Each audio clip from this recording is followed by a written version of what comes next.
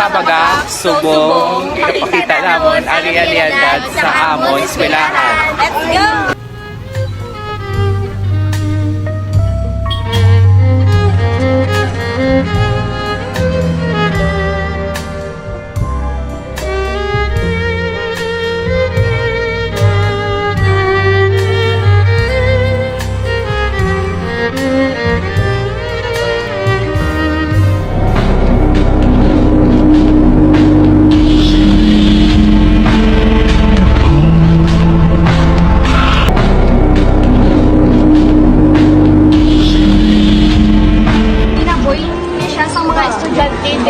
Amo na nga problema kita kay wala na sa agyan ang tubig kay buta na ang kanal sa mga basura. Amo na ang magkada magbagyo ang gabaha diri nga area kay wala na agyan ang tubig para makalusot sa ibang tagig nga parte sa kanal.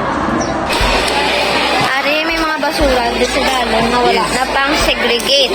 Isa pa ginaasa problema sa eskwelahan.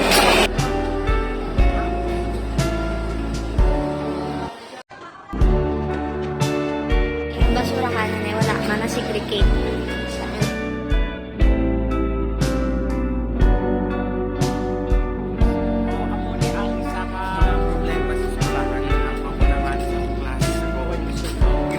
Isa ka building para makaubras ng space ng tugangan ng araw. Sa mga Katabaga, ari kami doon sibong sa Coca-Cola building. Tapos may nakita kami din nga room na kulang. Kakulangan sa room.